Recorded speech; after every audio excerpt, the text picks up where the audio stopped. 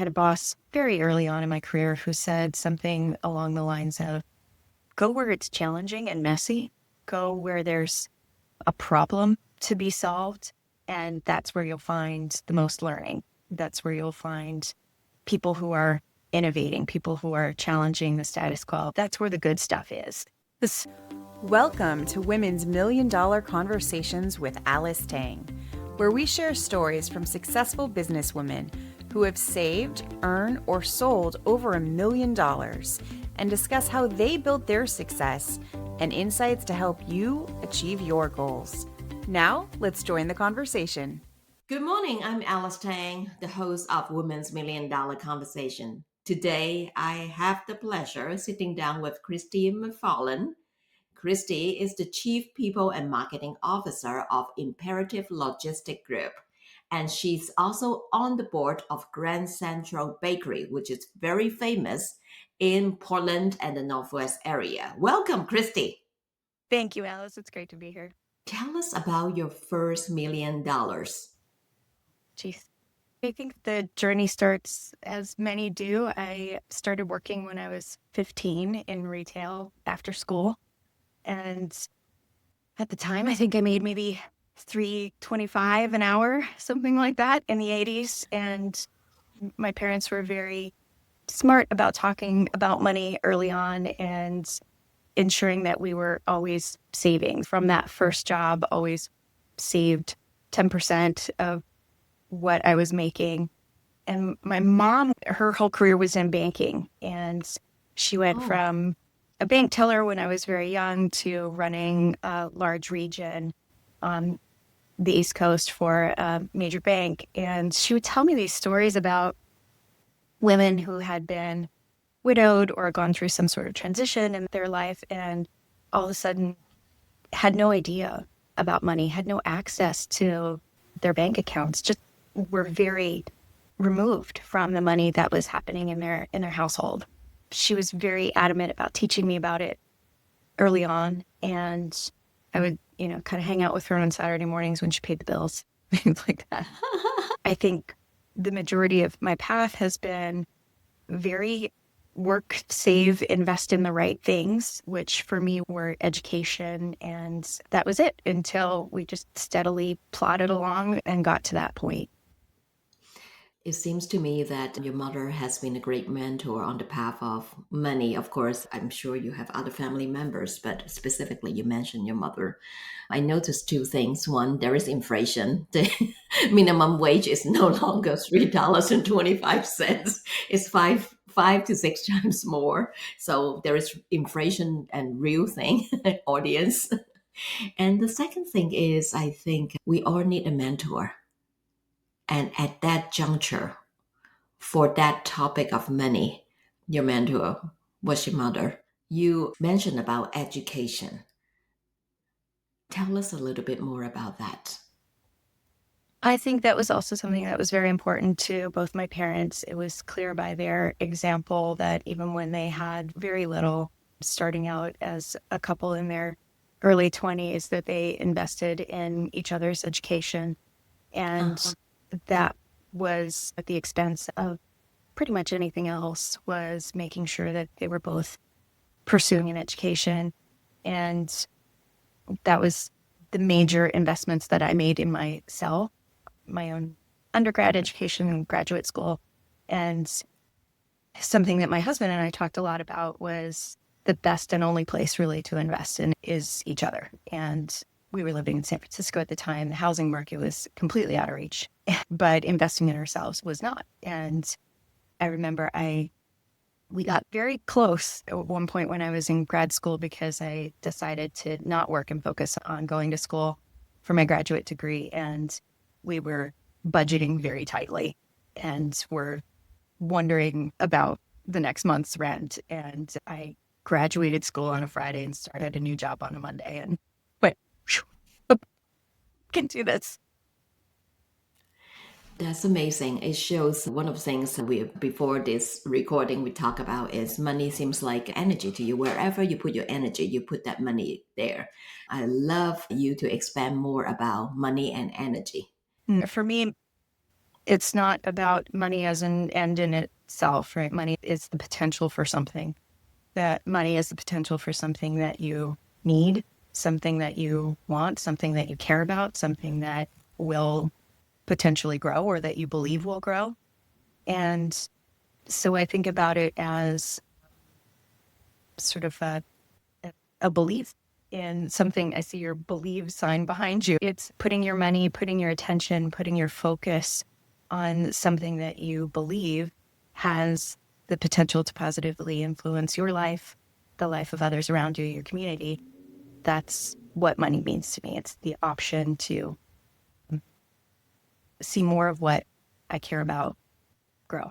Honoring your values in your life. If you believe in the next generation, believe in community, believe in growing yourself instead of just ending up with a chunk of money. We can never take it because we come naked. We go naked. It's not going to come with me. No, unfortunately. So it's really freeing when we can think about it this way. It is when you can think about where it could potentially go and what the ripple effects of that are. That was something my dad used to talk about a lot, was that all of us have a personal ripple effect.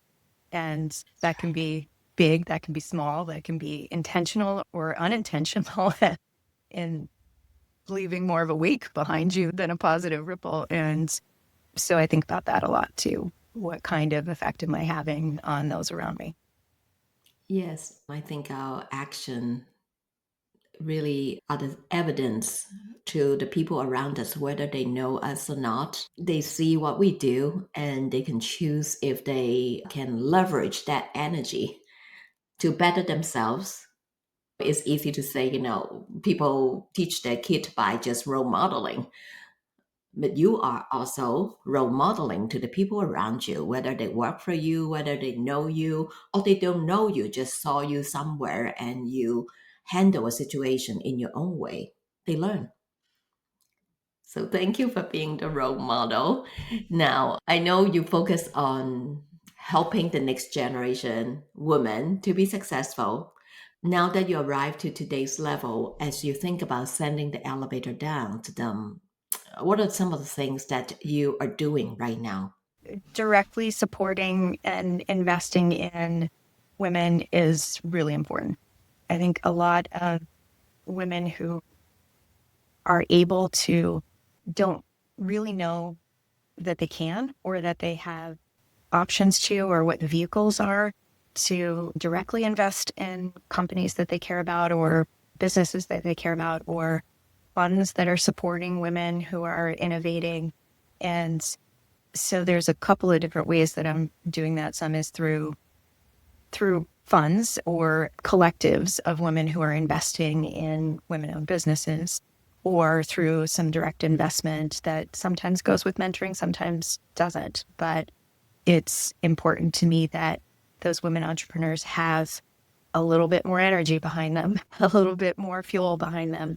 And it's not about having any sort of control over what they're doing, but really just that faith and that support and belief that they're on the right track and their mission is aligned to something that I care about.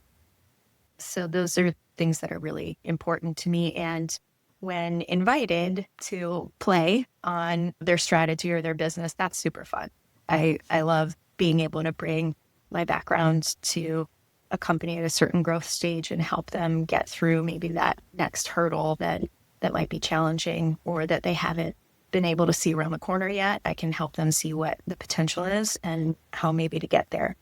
But I believe in trusting the people who are running that business and not trying to interfere too much unless, they want to collaborate in that way. You have very clear boundaries. It's healthy for them and healthy for you. Even when you invested your money, you don't interfere too much about what they do. Yeah. It's also, I love trust-based philanthropy for that same reason, and investing in or being part of collectives that are really pulling their money to say, we believe in these nonprofits, that they have the right leadership in place, that they're making the right decisions. And rather than having nonprofits go through extensive grant processes or really try to match what they're doing to a specific set of criteria for those funds, being able to invest from a trust-based place or grant from a trust-based place and say, you know what you're doing, we're behind you, rather than having those nonprofits spend so much time and energy and resource on trying to hit a very specific grant target. So it's all about trust. Now, one of the things you mentioned that you have taken a patchwork approach, allocating your personal and professional time and resources instead of one specific path and the impact that it has created. So, share with us a little bit about the impact, maybe an example of that patchwork approach. Yeah, so I think the idea of a straight career path, that you start at one company and you keep growing with that company, or you move from very traditional specialist to manager to director to vice president, that has never really held much interest for me. And I think that it's not as realistic in today's work environment. I had a boss very early on in my career who said something along the lines of, go where it's challenging and messy, go where there's a problem to be solved, and that's where you'll find the most learning. That's where you'll find people who are innovating, people who are challenging the status quo. That's where the good stuff is. I really took that to heart. And I think if you look at my career, it looks strange. I've been in HR, I've been in marketing, I've been in communications, I've led strategy, been in general leadership roles through lots of change and growth stages of different companies. And I think that the common thread is helping a team of people find its core purpose, find its true north, and really navigate through that change and chaos to something different, to a stage shift. And that's what I love. So it doesn't look like a traditional career path. It's very mixed. And right now, I really love the opportunity to work at a global scale with this logistics company that I'm a part of, and stay very connected locally with something like Grand Central Bakery or Tender Living Empire, or just being really connected to the local art community as well. Those things are important to me. I don't think any one role is going to reflect your values necessarily, but the opportunity to put those things together, I think, allows me to see problems from multiple different angles and contribute differently than I would from one lens. Very good advice. I had goosebumps when you said go where it's messy and challenging and find a problem that you can solve. I guess a lot of times people pause at the place where they said, well, it's going to be messy, it's going to be challenging.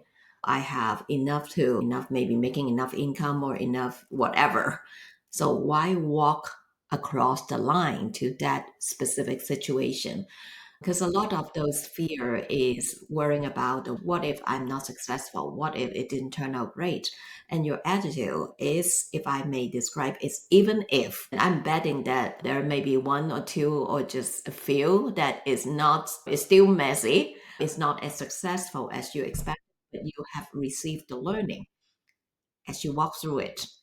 There is something to learn, something to grow in you, specifically echoing back education and investing in yourself is so important. We are grateful for the next generation women as you're looking at them, helping them, mentoring them, and being there to support and just cheer for them.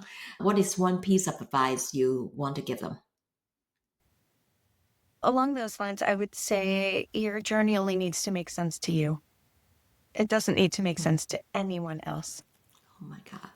Oh my God. And so if it looks strange, if the choices that you make don't make sense to anybody else, if you pass up a role that looks like it should have been the exact right next step for you, or if you take something that looks strange, if it's what you believe is going to serve you now, great, go for it. Doesn't need to make sense to anybody but you.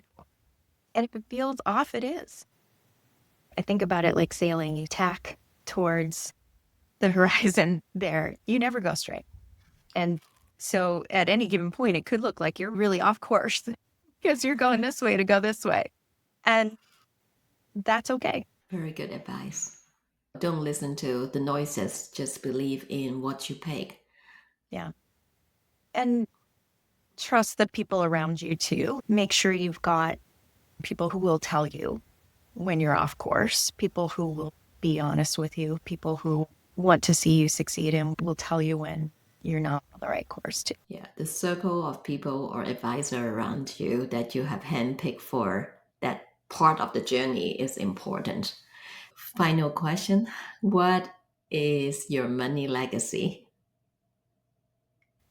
I do think about it in those multiple ways of philanthropy, innovation, and direct support. So everything you buy, every choice you make at the simplest level is a reflection of what you believe in and where that energy is going to go. So I think that's important. But then a few select areas where you really feel like this is a person, this is a cause, this is a business, this is a movement, whatever it is that you really care about, put your energy there, put your dollars there, and be selective about those things. So be really intentional about what you want to see grow. For me personally, I want to see local small businesses grow. I want to see women entrepreneurs succeed. I want to see art and music in Portland thrive. I want to see particularly just local artists develop and grow. Those are things that I really care about. And so that's where my energy goes. Beautiful. We are super grateful for the opportunity to interview you. What are you grateful for today? I am really grateful for the community here. I'm thinking about a community of friends that we have developed here. I moved to Portland about 12 years ago, and I really feel connected to the community here. Thank you so much. Again, we are super grateful for you. Thank you for taking time for this interview, Kristi.